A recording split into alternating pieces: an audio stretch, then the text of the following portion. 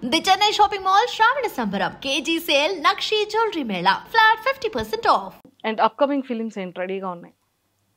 ఇప్పుడు August 22 త్రిమాందరి barbaric ఉంది. కొన్ని ఉన్నాయి, అది ఇంకా రిలీజ్ డేట్ కన్ఫర్మేషన్ లేదు. ఇప్పుడు కొన్ని చేస్తున్నాను. దిల్రాజు గారి ప్రొడక్షన్స్లో ఒకటి ఉంది, ఒకటి జరుగుతోంది. పార్టీ ఒకటి అనుపమ గారి సినిమా, అనుపమ పరమేశ్వర్ గారితో సినిమా జరుగుతోంది. పాయల్ రాజ్పూత్తో సినిమా ఉంది. ఒక 2 సినిమా ఈరోజు ఈ 3 days ఈ 1 week బ్యాక్ కమిట్ అయ్యాను. ఒక 3 అన్ని స్టోరీ టెల్లింగ్ సాంగ్సే, అన్ని మాంటేజెస్ సాంగ్సే. మధ్యలో ఒక డాన్స్ సాంగ్ ఉంది, చూడాలి. అవి కొంచెం అప్పుడప్పుడు మాకు డాన్స్ కూడా కనిపిస్తూ ఉంటే ఆల్ రౌండర్ లా కనబడతారు. మీకు తెలియట్లేదు, నేను ఇప్పుడు ఈ మధ్య ఒక ఫోక్ సాంగ్ చేయడం స్టార్ట్ చేశాను. ఎందుకు తెలుసా? నేను ఒక మాస్టర్గా 5, 6, 7, 8 చెప్తాం మేము. అది నేను చెప్పి చాలా రోజులు అయింది. నిజంగా ఒక కొరియోగ్రాఫర్ అంటే ఉంటుందా అండి? అంటే లైక్ ఓన్లీ ఫోక్ సాంగే, లేకపోతే మాస్ బీటే, లేదా రొమాంటిక్ సాంగే, లేదు అంటే ఫాస్ట్ బీట్, ఇవన్నీ నేర్చుకుని ఉంటేనే కొరియోగ్రాఫర్? లేదు, నేర్చుకుని ఏం లేదు. మీకు నేర్చుకోవాలనే ఇంటెన్షన్ ఉంటే చాలు. ఇప్పుడు నేను ట్రైన్ డాన్సర్ కాదు, చేసి నేర్చుకుని వచ్చాను. నాకు వచ్చినా తెలిసింది డాన్స్ ఫామ్స్లో salsa, ballet, contemporary, housing, b boying, hip hop, ఇవన్నీ చూసిన తర్వాత నాకు ఇవన్నీ రావు కదా, నేను పనికిరానా అనుకున్నా. తర్వాత నాకు తెలిసింది మళ్ళీ మెచ్యూరిటీ, సినిమాకి అవన్నీ అవసరం లేదు. ఎందుకంటే మన సినిమా హీరోలు ఆ క్యారెక్టర్ తగ్గట్టు, ఆ స్టోరీ తగ్గట్టుగానే, సిచ్యువేషన్ తగ్గట్టుగానే ఆడతారు కాబట్టి అది మాకు అవసరం లేదు. కానీ అవి కూడా వచ్చి ఉంటే బాగుండాలి అన్నప్పుడు నేను ఏం చేశానంటే బేసిక్ నేర్చుకున్నాను. నేను డబ్బులు కట్టి నేర్చుకున్నంత స్థాయి అంత ఓవర్ యాక్షన్ చేయలేను కాబట్టి తెలిసిన ఫ్రెండ్స్తో వాళ్ళు చేసినప్పుడు ఓకే ఇది ఏంటంటే హౌసింగ్, ఓకే ఇది కాంటెంపరీ, ఓకే ఇది సాల్సా, బేసిక్ నేర్చుకున్నాను. నేను బేసిక్గా ఛాలెంజ్ ఆటో షోస్ చేసినప్పుడు కూడా నేర్చుకుంది అదే. వాళ్ళు వెనకలో నేర్చుకున్నప్పుడు ఏంటంటే డాన్స్ ఫామ్స్ నేర్చుకున్నాను, నాకు వచ్చు అని చెప్పడం కోసం. అట్లీస్ట్ బేసిక్ నాలెడ్జ్ అని ఉంది. పేరు చెప్పక నాకు తెలుసు అని ఉండాలి. అదేంటి, ఏం డాన్స్ అంటారు దాన్ని అంటే, వీడి ఎడ్డోడ్రా, వీడికి ఏం తెలియదు, ప్లీజ్ దయచేసి స్ట్రైట్ లెఫ్ట్ తీసుకో అంటారు నన్ను. అసలు పేరు చెప్పినప్పుడు నాకు గుర్తు. కాంటెంపరీ అంటే ఓకే, కాంటెంపరీలో పాయింటింగ్స్ ఉంటాయి, సాల్సా కపుల్తో చేస్తారు, ఓకే బ్యాలీ టోస్ మీద చేస్తారు, హౌసింగ్ ఓకే, హిప్ హాప్లో ఇలా ఉంటుంది, లిరికల్ హిప్ హాప్ నాలెడ్జ్ అదే గెయిన్ చేసిన కొంచెం. సూపర్. కానీ మేజర్ సినిమా డాన్స్ మాత్రమే నేను ఎలిజిబుల్, నాకు తెలుసు. కానీ మిగతా అన్నిటికీ నాకన్నా గొప్ప పర్ఫార్మెన్స్ ఉన్నారు, గొప్ప వాళ్ళు ఉన్నారు. సూపర్. ఫేవరెట్ హీరో నాని గారు అండ్ పవన్ కళ్యాణ్ గారు. సో నాని గారిని కలిసారు, చూశారు, మాట్లాడారు. సో అంటే ఆ ఫీల్ ఎలా అనిపించింది? అది ప్రత్యక్షంగానో పరోక్షంగానో నాన్నగారు నా లైఫ్లో కీ రోల్, నా ప్రొఫెషనల్ లైఫ్లో కీ రోల్ అని నాకు తెలుస్తుంది. ఎందుకంటే మీకు తెలుసా, నేను ఏదైనా కొత్త సినిమా నాకు వచ్చినప్పుడు ఆ హీరోయిన్ నాకు వాళ్ళ బాడీ లాంగ్వేజ్ తెలియదు అనుకోండి, నేను నాన్నగారిని ఊహించుకొని మాంటేజ్ రాసేటప్పుడు ఓపెన్ చేస్తే నాన్నగారు, ఓపెన్ చేస్తే నాని, మన నాని కాబట్టి నేను నాని అని రాసుకుంటాను ఒక్కోసారి. లేకపోతే ఓపెన్ చేస్తే హీరో నాని అని రాసుకుని ఓపెన్ చేస్తే హీరో నాన్నగారు ఇలా స్లోషన్ తిరిగారు.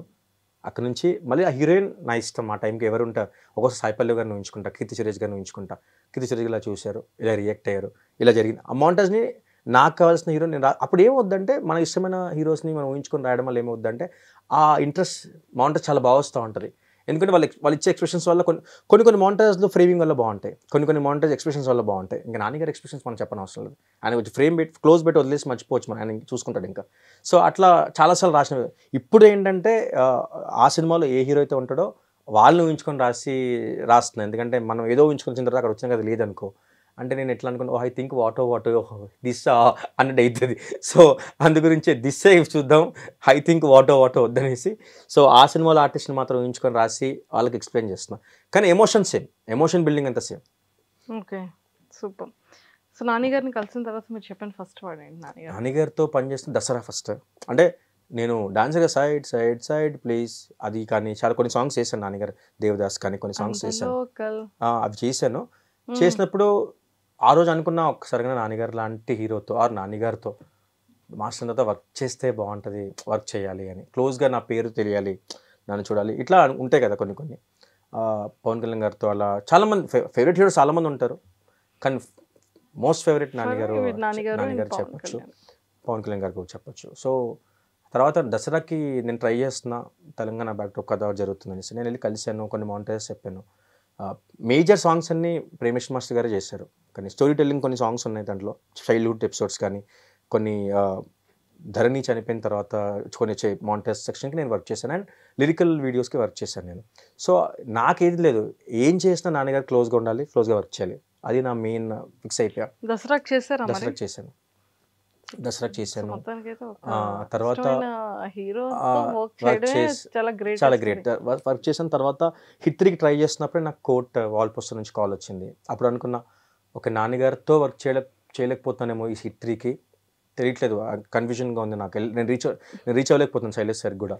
సో ఒక నాన్నగారు అబ్జర్వేషన్లో లేకపోతే నాన్నగారి హ్యాండ్ ఓవర్లో ఉండే ఒక వాల్ పోస్టర్ దాంట్లో జరుగుతున్నా. సో ఆయనకి నేను చేస్తున్న సంగతి తప్పకుండా తెలిసి ఉంటుంది ఆయనకి. ఈశ్వర్ మాస్టర్ అని ఒక వ్యక్తి చేస్తాను అలాగే కలిసారుగా.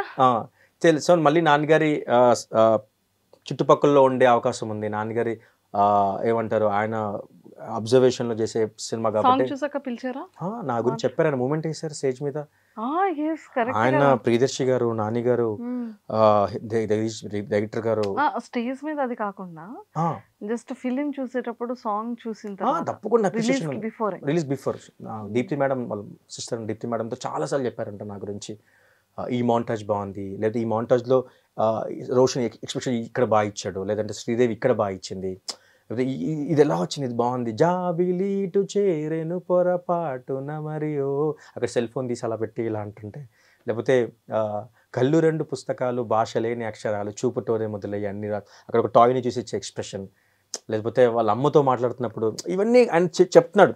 నా ముందు ఎప్పుడు చెప్పలేదు, కానీ నేను కలిసినప్పుడు నాకు నాన్నగారి అప్రిషియేషన్ అంతా నా ముందు వాళ్ళతో షేర్ చెప్పాను. నాన్నగారు ఇలా అన్నారు అలా అన్నారు అని నేను చాలా బ్లష్ అయిపోతుండేది. అండ్ ఇంకోటి 50 days ఒక షీల్డ్ ఇచ్చారు మాకు అవార్డ్ ఫంక్షన్ ఇచ్చినప్పుడు.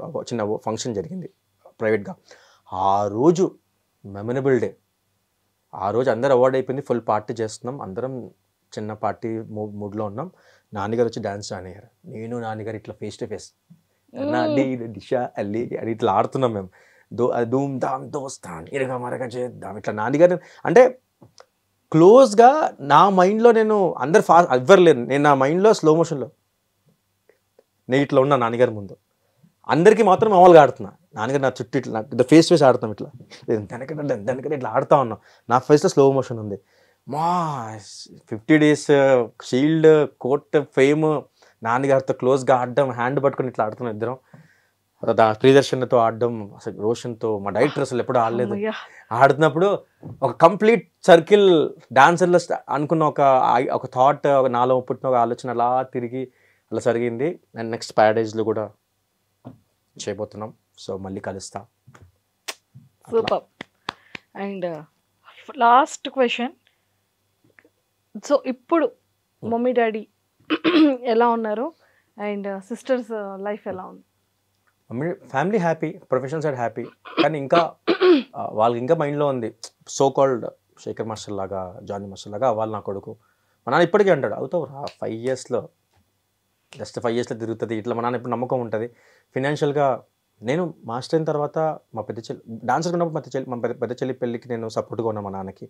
మా చిన్న చెల్లి మ్యారేజ్ కూడా నేను చాలా సపోర్ట్ అయ్యాను ఫైనాన్షియల్గా. మా నాన్న మొత్తం చూసుకుంటారు, నేను కానీ చాలా పెద్ద కొడుకుగా ఉంటుంది కదా, ఏం బీకేవరా అంటే వెళ్ళి నాన్నగారు అనకుండా జస్ట్ ఫైనాన్షియల్గా సపోర్ట్ చేస్తాను. నేను ఇప్పుడు ఉన్న ప్రతి రూపాయి కానీ నేను అంత డాన్స్ మీద, ఇండస్ట్రీ మీద తీసుకుంది. నాకు వేరే బిజినెస్ రాదు, నేను చేయలేను, చదువుకోలేదు, అది నా వల్ల కాదు, అదొక పెద్ద అమ్మో అది నా వల్ల కాదు. సో మా నాన్నకి ఆటో ఇప్పించాను నేను, కొత్త ఆటో. సూపర్. ఇలా ఉండే ఆటో కన్నా ఇట్లా స్టార్ట్ అయితే అలాంటి ఆటో. ఇంట్లో నేను పెరిగిన వాతావరణానికి ఏసీ, సోఫా, వాషింగ్ మిషన్ ఇవన్నీ చాలా దూరం విషయాలు. టీవీ అంటే కింద ఓనర్ అంకుల్ ఇంటికి వెళ్ళి కిటికీల నుంచి చూసి, లేకపోతే సినిమా వస్తే చూసి, వాళ్ళు తిన్న టైంకి లేకపోతే వాళ్ళు వెళ్ళిపోవన్న టైంకి వెళ్ళిపోయి ఆ సినిమా ఏమైందో నెక్స్ట్ అని ఆ ఆలోచనలో పడుకున్న రోజు నుంచి ఇప్పుడు 50 feet 70 feet టీవీ ఇంట్లో, మంచి సోఫా, 2 rooms,